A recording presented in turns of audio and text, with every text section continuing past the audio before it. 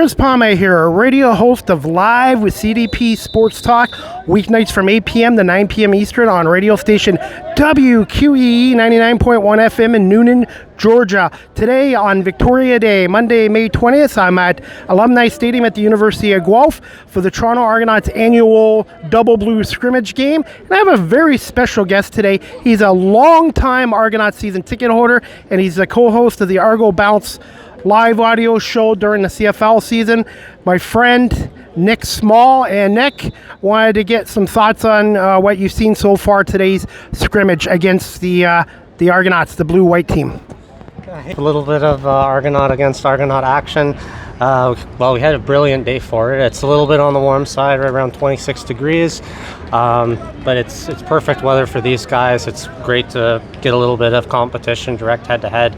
They've got full referee crew here, treating it almost just like a regular game, so it's a good opportunity to test plays against each other and take it a little bit more seriously than just your little kind of end of game scrimmage. There's and you get to treat with the play clock and everything in a full system like you would in a normal game. So it's probably the closest thing they're going to get until the preseason games in Montreal next week, and then the week after here in Guelph as well on the 31st against Hamilton. What are you looking for in training camp from this 2024 Toronto Argonauts team? Obviously with some free agent losses.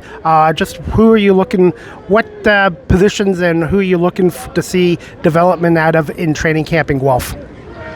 Yeah, great question. I'm just leaning over watching some of the plays go on right now. The thing I've been looking at right now, of course, is the running game. One of the big stories of the offseason was the departure of AJ Ouellette off to Saskatchewan.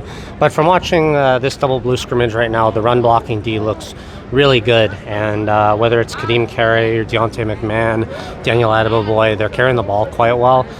So that side is looking quite well. The pass blocking's little iffy right now, but there's lots of time to work on it.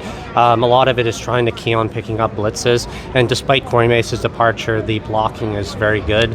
The blitz packages are really good, so trying to be able to cover them is a challenge for the offensive line, having to adapt. And then it comes down to these one-on-one receiver DB battles, and so far some guys have been looking really well.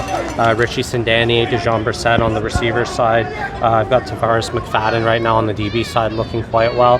So there's a little bit of both sides to the game, and just trying to see who stands out, because there's some guys who are going to make the cut no matter what, but there's these guys who are on the fence, so they need to make a spectacular play or two to justify staying on the roster. Nick, thoughts on the quarterback situation, obviously, with Cameron Dukes, Brian Scott, and now bringing in Nick Arbuckle. Just thoughts on this quarterback trio going into the 2024 season.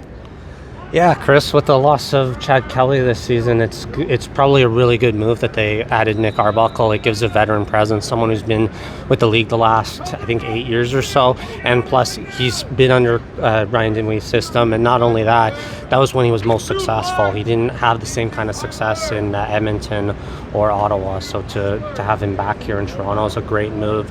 And it looks quite competitive in camp. It looks like it's still Cam Duke's keys to the car, but there's definitely going to be a lot of competition through the rest of camp. So, of course, everybody wants that starting job, just like any other position. So it should be good competition, and I think they all have different sort of strengths and weaknesses, but it also provides opportunity in the game where one guy can maybe throw a bit better of a deep ball, another guy's better at run and gun. Maybe we'll see a situation where two quarterbacks come out for a play. There's lots of opportunity. Finally, Nick, how do you feel about this team going into 2024, and where do you think the strong suit is still on the football side of things with the three units? Yeah, I think special teams, they're still going to be pretty solid. You lost Boris Beatty and Javon Leake, but more of it comes from the coverage packages or the blocking packages more so than necessarily the guy who has the ball on the return. Liram Haulau is still a very talented kicker. I argue he's might be even more accurate at the expense of a little bit of power compared to Boris Beatty, but you do arguably lose some of that punting potential.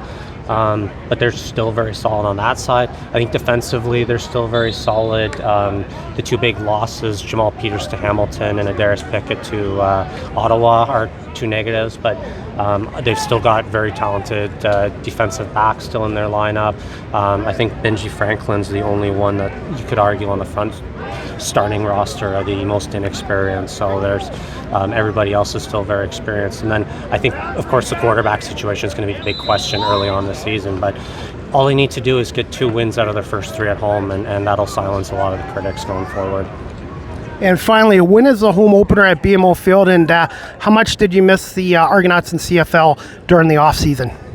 I missed the off-season a lot. It's glad that CFL football is finally coming back.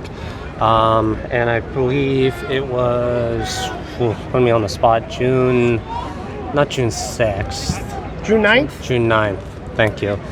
Yeah, remembering all those dates is hard. But yeah, I'm looking forward to that. They're playing BC, so that's going to be a really exciting start to the season, and I'm really looking forward to it. BMO Field's a fantastic place to watch a CFL game, and it's be really exciting. I think anybody who thinks that because they've lost a couple guys that they don't have a chance to win a cup again, they're still one of the top teams in the CFL, and I encourage everybody to go out and watch them play. And finally, where can people follow you, Nick, on social media?